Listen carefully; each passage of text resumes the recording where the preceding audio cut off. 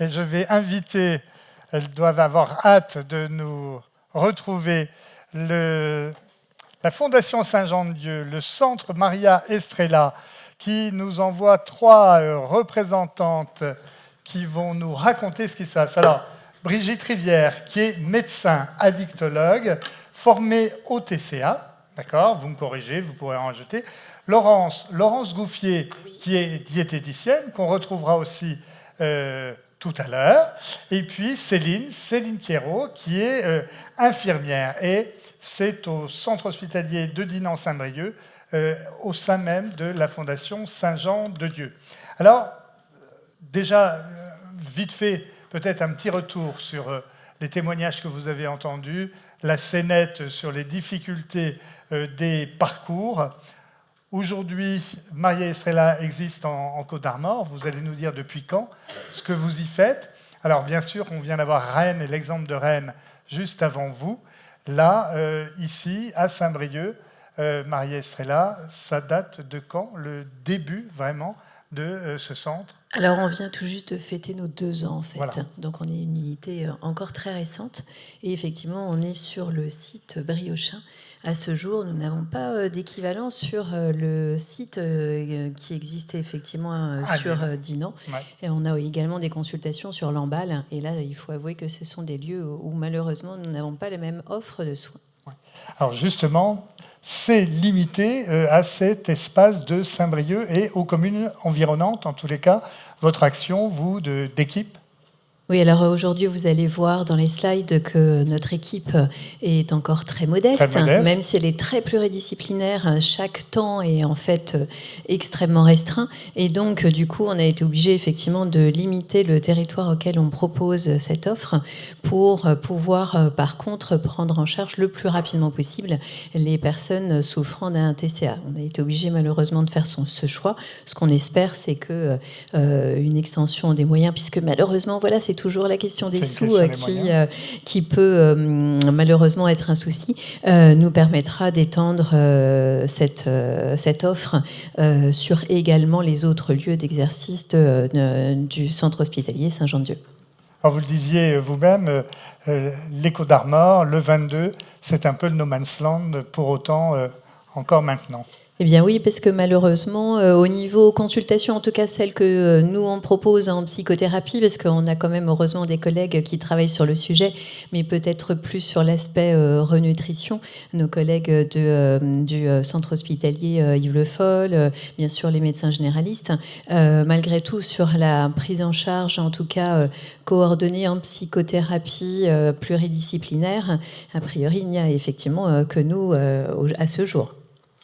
Alors on vous écoute, Maria Estrella, donc comment ça fonctionne et comment fonctionne l'équipe?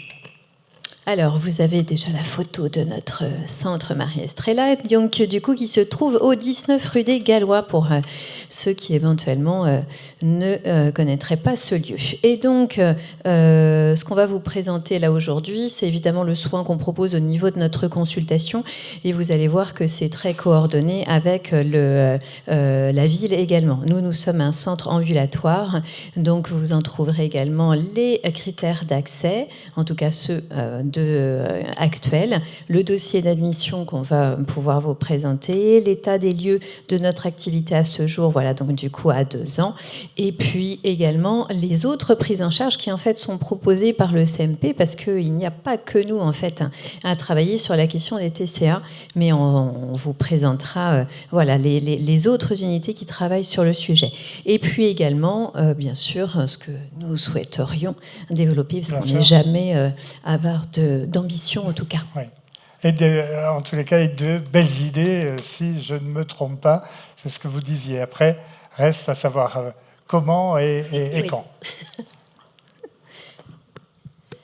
Du coup, on est une équipe pluridisciplinaire, un peu à l'image de ce que vous faites sur Rennes. C'est assez similaire. C'est vrai qu'en les écoutant, on a vu qu'on fonctionne un peu pareil quand même. On est 11 sur l'équipe, avec des tout petits temps, mais avec toutes des fonctions professionnelles différentes. On va travailler effectivement principalement sur l'anorexie, la boulimie et l'hyperphagie. Et on va aller, par différents abords, aller questionner tout ce qui va être les phénomènes compensatoires, les psychotraumas, les troubles cognitifs. Il y avait une question en début d'après-midi sur est-ce que tout le monde est en capacité, et vous aviez répondu effectivement en fonction de l'état de dénutrition. Il y a des troubles cognitifs. On a une neuropsychologue qui va aussi faire du travail de remédiation cognitive. La dysmorphophobie qui va être aussi abordée avec notre collègue qui est psychomotricienne. On a une assistante sociale qui va aussi intervenir sur les problèmes financiers en lien avec toutes les dépenses sur les crises de boulimie, les accès au travail aussi. Chez les personnes qui sont très dénutries, comment on fait pour les accompagner dans leur volonté de retravailler, les troubles psychiatriques avec un micro-temps psychiatre, Ouais, c'est ça. mais qui n'est pas là actuellement, mais voilà.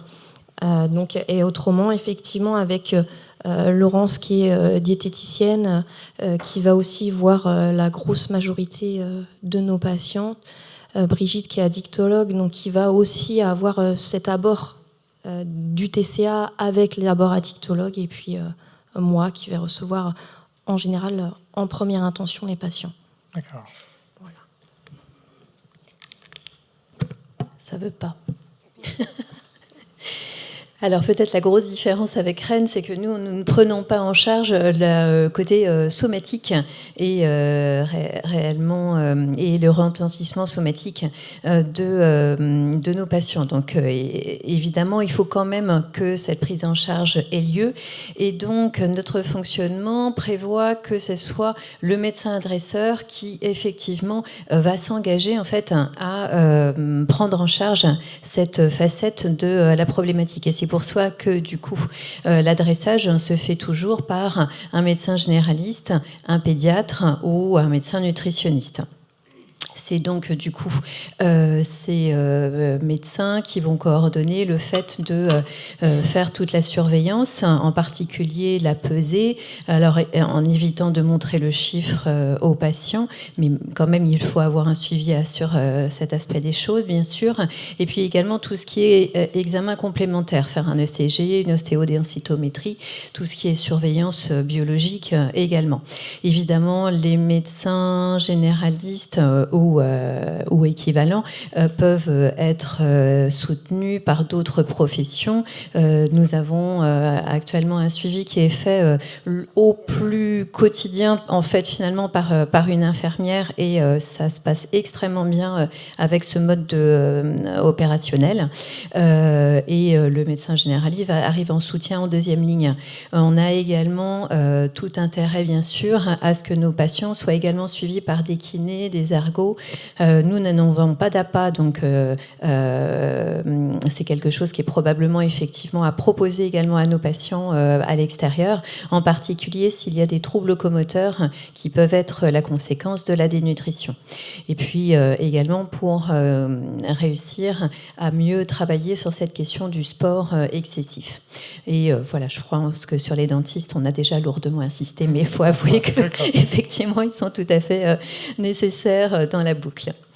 Et donc, nous, ce que nous allons faire sur la consultation dédiée de psychothérapie pour les TCA, c'est, voilà, comme son nom l'indique, nous allons travailler en psychothérapie avec une équipe qui a été formée. Nous avons une formation commune, en fait, en Thérapie Act, qui nous a permis, effectivement, déjà de nous baser sur une acculturation commune qu'on a pu partager, d'ailleurs, avec nos collègues d'Yves Le Foll et avec la SAP 22. Et donc, ça nous permet de pouvoir mettre en place des entretiens motivationnels dont l'intérêt a déjà été développé. L'avantage que nous avons, c'est que Céline est elle-même formatrice en entretien motivationnel. Donc voilà, c'est un peu le top. On a également une psychomotricienne qui même est dans la salle, je ne sais pas où elle se cache, qui va travailler sur la dysmorphophobie, sur la relation au corps. Notre psychologue est formé au TCC. Donc, nous avons également le docteur Offret qui est psychiatre. Notre diététicienne, c'est Laurence, qui va travailler principalement, je pense qu'on peut le dire, sur les pensées erronées et comment retrouver un lien apaisé avec la nourriture. Et il se trouve que Laurence ne pèse pas les patients. On travaille bien sûr en réhabilitation psychosociale. Donc, moi-même, en tant que médecin addictologue, c'est évidemment du quotidien pour moi, mais également notre assistante sociale qui, pareil, est cachée quelque part et qui, du coup, va travailler sur la question des accès aux droits, des problèmes financiers, etc. C'est beaucoup plus large que ça, mais c'est difficile de décrire tout ce que peut faire une assistante sociale. Et puis, également, bien sûr, les bilans neuropsychos et éventuellement la remédiation cognitive. Il faut voir qu'effectivement, parmi nos patients, on a eu quand même pas mal de diagnostics de TSA, de TDAH, et que c'est probablement quelque chose qu'il est important d'aller repérer également.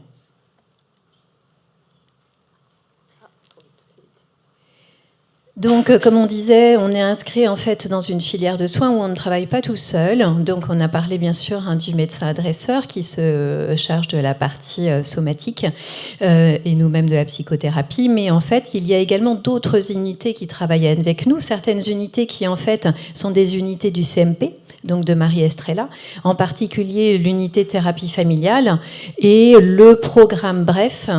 Le programme Bref, c'est, on va y revenir un petit peu plus tard, mais voilà, c'est un programme en 3 séances qui est lui aussi dédié à la famille et l'entourage. Et puis également, nous bénéficions des groupes de parole qui sont proposés par les associations de pairs, que ce soit la SAP 22 ou ABA 22. Donc, au niveau de l'inclusion donc, dans l'admission à Maria Estrella, la première condition, c'est déjà d'avoir un TCA. Donc, on part, comme on a dit, sur les TCA classiques, hyperphagie, boulimie et anorexie. Comme on l'a déjà évoqué aussi, d'être adressé par un médecin généraliste ou un pédiatre ou médecin nutritionniste qui va s'engager à faire le suivi somatique. S'il y a une comorbidité psychiatrique, qu'elle soit stabilisée. Toujours dans les critères d'admission, un âge supérieur ou égal à 16 ans. Et puis un IMC supérieur ou égal à 15. Donc là, c'est pour revenir aussi sur l'importance du cognitif et donc de la psychothérapie qui est possible avec un minimum de facteurs de cognition, voilà, merci. Et donc facilité par un IMC supérieur à 15. Et donc, comme le disait Brigitte, un lieu de résidence qui est limité à ces 5 communes, donc Saint-Brieuc, Ploufragan, Plérin et Langueux, donc par rapport et Trégueux, par rapport à la composition de notre petite équipe et donc de nos petits temps. Voilà. Alors, du coup, pour nous adresser les patients, juste cette petite aide donc, qui a été évoquée tout à l'heure, le SCORF, mais vous aviez eu effectivement lecture des diverses questions qui quand même peuvent permettre d'orienter un patient sur l'idée qu'a priori, ce qu'il présente, c'est effectivement un TCA. Là, pour le coup, des critères qui seraient peut-être plutôt des critères qui feraient penser que l'urgence n'est pas forcément à nous adresser le patient, mais à l'adresser, là, pour le coup, en hospitalisation. On a déjà parlé tout à l'heure des recommandations de la HAS qui sont effectivement très bien rédigées. Là, je crois que c'est vraiment un document où c'est extrêmement clair dans quelle situation il faut adresser en MCO, et dans quelle situation on adresse en psychiatrie. D'ailleurs, les critères sont évidemment absolument pas les mêmes pour l'un et pour l'autre. Et le dossier d'admission. Oui, alors le dossier d'admission, il est assez simple, on l'a construit de manière assez facile. On sait la charge de travail qu'ont les médecins généralistes en général ou les médecins spécialisés. Il se constitue d'une page recto-verso à destination des médecins, avec dessus des choses assez classiques, c'est-à-dire qu'on va demander un petit peu l'anamnèse, un petit peu les antécédents des patients. Et une case qui est importante, c'est sur la signature, on va demander au médecin de cocher la case « Je m'engage à faire le suivi somatique ». Pourquoi on a précisé ça? Parce qu'on s'est retrouvé au départ avec des médecins qui nous adressaient les patients mais qui ne les voyaient plus après. Donc c'est assez compliqué. Il y a l'importance de ce suivi dont vous avez abordé ce matin. Nous étant une unité sur de la psychiatrie, on n'a pas tout ce panel de soins. On demande également aux patients de remplir une lettre de motivation. Alors entendons-nous bien, le but c'est pas de décrocher un emploi. Ça va être pour ma part de prendre connaissance un petit peu de ce que souhaite le patient. Il y a 3 questions assez simples. C'est qu'est-ce qui se passe pour vous finalement? Qu'est-ce qui motive votre demande? Quel impact sur votre vie quotidienne? On va énormément travailler dans le suivi sur la répercussion de la qualité de la vie dans le quotidien. Et la dernière, c'est un petit peu la projection sur la vie idéale. Si vous n'aviez pas de TCA, qu'est-ce que ça représente pour vous?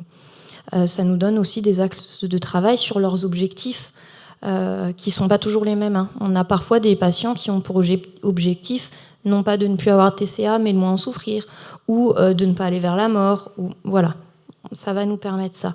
On a aussi une autre question qui est importante, ça va être sur l'entourage.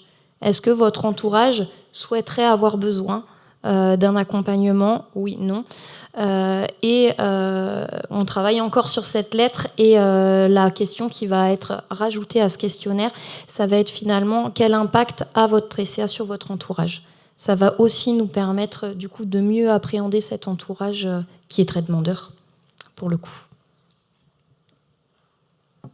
Voilà, donc là vous avez le suspense, ça prend fin. Les petits ETP auxquels effectivement nous sommes malheureusement soumis. Donc, alors celle qui a le temps de présence le plus faible, c'est notre collègue psychiatre qui est à 0,05. Donc pour ceux à qui ça parle pas, ça fait une demi-journée, une semaine sur 2.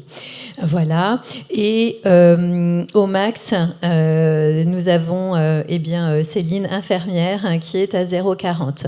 Moi-même, en tant que médecin qui coordonne cette unité, je ne suis qu'à une demi-journée dans la semaine. Donc, effectivement, malheureusement, ça limite quand même un petit peu même beaucoup, notre potentiel. Et voilà, c'est pour ça que, du coup, nous avons limité le territoire auquel on propose les soins. Et évidemment, avec l'idée il faudrait quand même qu'un jour on réussisse à proposer ce soin-là également ailleurs, évidemment. Donc un petit récap sur nos données d'activité, donc avec un rappel quand même qu'on a ouvert qu'il y a 2 ans. On a eu une montée en charge progressive qui probablement, d'ailleurs, on a eu quelques difficultés au départ à échanger avec les médecins généralistes des environs, peut-être tout simplement parce que il y avait des questions de manque d'ouverture des mails et donc du coup peut-être qu'ils ne les voyaient pas. Ça nous a quand même permis là d'être à une file active depuis le début de 43 patients qui ont été pris en charge ou sont encore pris en charge. Certains, bien sûr, vont mieux et ont pu quitter notre unité. Alors, c'est pas plus, hein, c'est dont 16 nouveaux patients qui ont rejoint notre file active là sur l'année 2026, pardon, excusez-moi.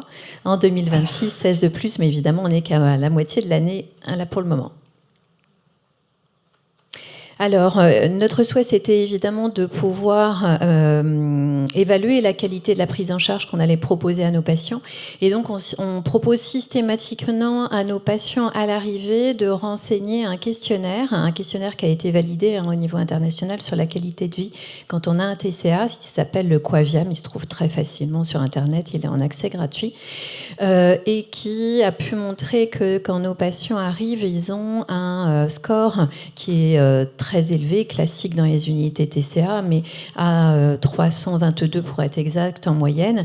Et déjà à 6 mois, ce score a baissé et il est en moyenne de 230. Alors, donc, du coup, voilà, les tests statistiques classiques, du coup, pour voir s'il y a une différence significative, c'est de faire un test de student, ce qui là a été bien sûr appliqué et qui nous montre qu'on a une valeur de P à 6 pour 10 000, ce qui signifie en fait qu'on a 6 pour 10 000 chance de se tromper quand on dit que c'est significativement efficace que cette prise en charge. Pour info, voilà, le score max est de 610. Je ne suis pas sûre qu'on puisse arriver à ce chiffre-là. Vous avez la référence du Quaviam en bas de page. Le Quaviam, pour vous expliquer un petit peu, c'est 61 questions qui va questionner toutes les sphères de la vie quotidienne d'une personne, avec l'incidence sur l'alimentation, sur le sommeil, sur les relations. Et c'est de la cotation, en fait, un peu comme une échelle visuelle. C'est une échelle analogique. 0, pas de problème. 10, beaucoup de problèmes. Parfois, quand même, ce questionnaire peut avoir l'intérêt, outre de nous montrer que on travaille correctement avec nos patients, ça peut aussi quand même mettre en évidence aux yeux, au regard du patient lui-même, effectivement l'impact de sa pathologie sur sa qualité de vie. Et son amélioration, oui, merci Céline. Donc pour continuer sur l'arsenal thérapeutique que propose Maria Estrela, on a aussi la prise en charge de l'entourage, comme on a déjà évoqué, puisque c'est effectivement très important de prendre en charge l'entourage en plus du patient. Donc avec 2 dispositifs, donc le bref TCA. Donc là, il s'agit de 3 séances qui se déroulent avec 2 soignants et une famille, et sans le patient. Et on va proposer dans les prochains mois, sur la fin d'année 2026, un ETP de soutien efficace au repas. Là aussi, à destination de l'entourage. Pour ces 2 dispositifs, là, on n'est pas restreint sur le territoire. Donc, des personnes qui habitent en dehors des communes qu'on a citées tout à l'heure peuvent bénéficier de ces dispositifs. Tu es en train d'oublier de parler de la thérapie familiale, Laurence ? Pardon ? C'était trop bas. Oui, je ne vois pas. Donc effectivement, la thérapie familiale, donc toujours là aussi qui n'est pas restreinte au niveau du territoire et qui va prendre le patient et son entourage. Voilà, donc actuellement, on a 11 familles qui ont été prises en charge avec la TCA à ce jour.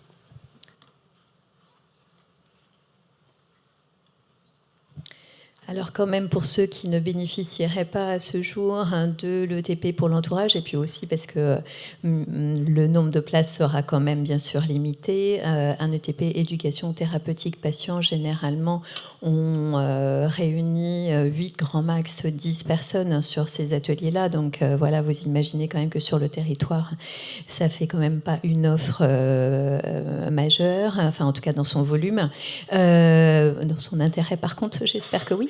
Par contre, sachez quand même que sur Internet, il existe des vidéos qui sont très bien faites par une père aidante en TCA, c'est Eva Musby, dont vous avez le nom en haut à droite, qui peuvent être aidantes. Alors évidemment, c'est pas exactement la même chose que de venir participer régulièrement à un groupe, d'échanger avec d'autres personnes qui sont confrontées à la même problématique, mais le thème et l'esprit est effectivement équivalent, c'est comment réussir à soutenir le repas d'un jeune qui présente un souci de TCA restrictif, dit classiquement anorexie. Vous avez également une version qui est non pas avec des vidéos, mais avec des fiches à télécharger et qui sont gratuites et qui existent en français et d'ailleurs dans de multiples langues.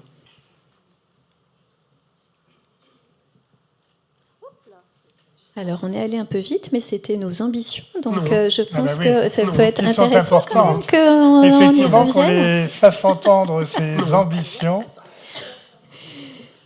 Alors, nos ambitions. Donc, du coup, de mémoire.